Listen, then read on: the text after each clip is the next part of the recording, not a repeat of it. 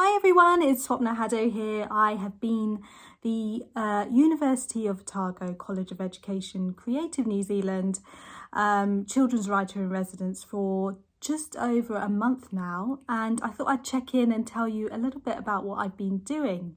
As you know, I had to submit a story to apply for the residency, and that's the story I'm sticking with. That's the story I'm going to write over the residency. So I've used the last month to plan and to research, so I feel really strong going into the next few months writing the story.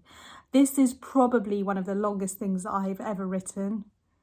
No, definitely the longest thing I've ever written, which is slightly daunting. So I've written thousands upon thousands of words, possibly even millions of words in my time, but I've never sat down and written a full sort of 60,000 words together for one story. So I feel like if I'm prepared, it'll be less intimidating. And I'm hoping to treat it more like sort of 30 mini stories, which are a bit more comfortable than a massive whopper 60,000 word story. So I'm going to talk to you today a little bit about my approach to planning and research, just hoping that maybe it might be helpful to you when you're researching your own novels, or just interesting to hear my process. When I applied for the residency, I had to provide a 1 A4 synopsis of what I wanted to write. So it looked a bit like that. And then, once it was accepted and once I got the go ahead, that was the first thing I went to. I went back to that synopsis and I tried to take it apart. I tried to split it into what would be the chapters of my book, knowing that the book is about 60,000 words long and it's aimed at middle grade, maybe upper middle grade. I knew each chapter, based on all the books I've ever read before that were for this age group, each chapter needs to be about sort of 1,000 to 2,000 words long.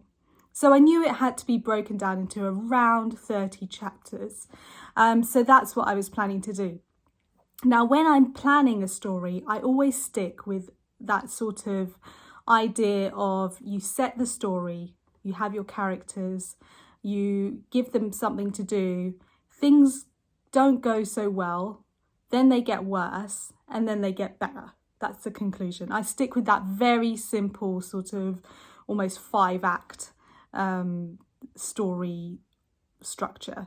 So I started with keeping that in mind. I started with breaking down the bits of my synopsis, right? And so I use these sort of brilliant indexy cards things. And you'll see in one of the stills here of my wonderful sort of what looks like a crime scene wall in my office, that I have set that up on the wall so I could have a look at it. Once I'd broken it down into about 30 sections, around 30 sections, I started to play around with the way it would look. So in doing that, you actually find you change up the storyline quite a bit. So you can see here, in this initial setup, the story runs one way.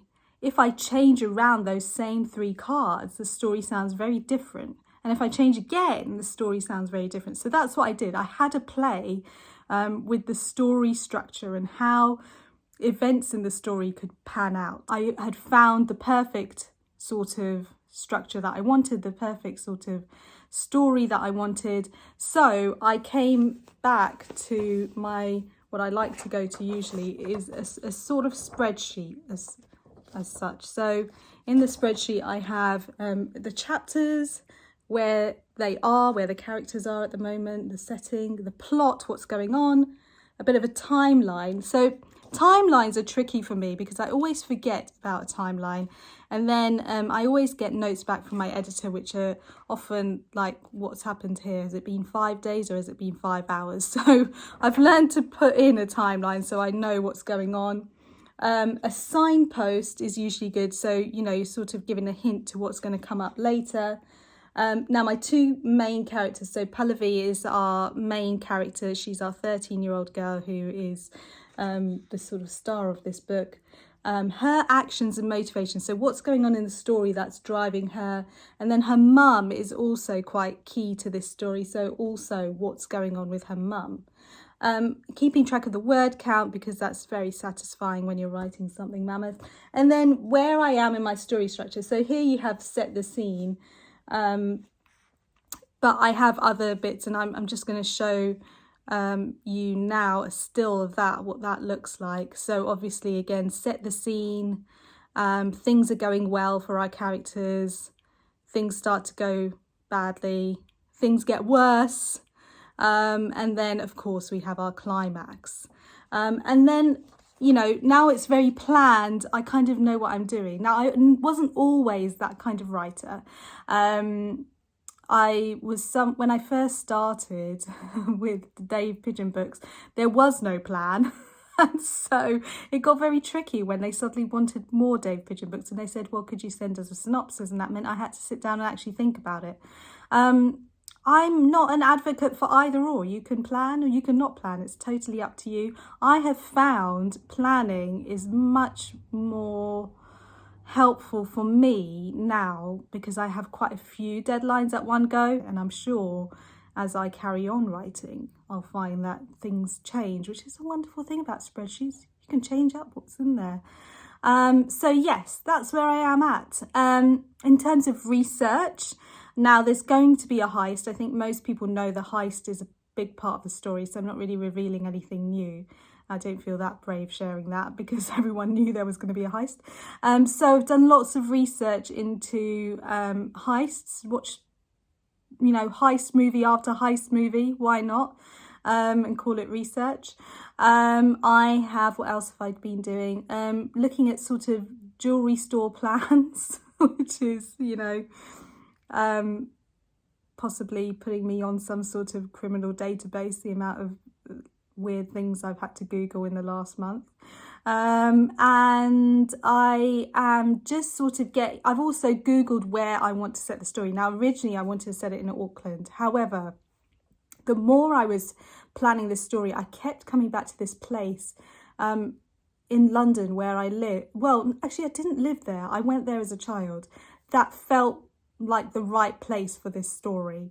And as much as I tried to push for an Auckland setting, I just couldn't see my characters there. So instead, I've changed it up. I'm going to set it in a sort of, well, fictional-ish place, but based on this area of London that I went to as a child. So I've sort of printed off pictures of that area, and again, you can see those now, those stills, just to give me a sense of where my characters live, what they see day to day, you know, the sort of hustle, the bustle. The final thing I'm going to do is work with my son on a playlist. We're going to make a Spotify playlist for a 13-year-old, because I'm no longer 13. I'm quite way off from that. But Phoenix, my son, he's nearly 12, so he's a bit close to the age. And I think having a playlist for my characters really helps, because there's those times when you sort of blank and you just don't know where the story's going, despite the best of plans, and you feel a bit of a block. And I find music helps me a lot. Once I plug those songs in, the familiarity of that being my character's songs takes me back to where they are, and, you know, sort of gets me to write again. And, you know, once you start writing, it's a bit like Pringles, you can't really stop. So that's my last task to do before I crack on with the writing. I hope this has been interesting to you. I always find it interesting to hear people's writing processes. So I will check in next month and I'll let you know how the actual writing's been going. Hopefully I've done some by then.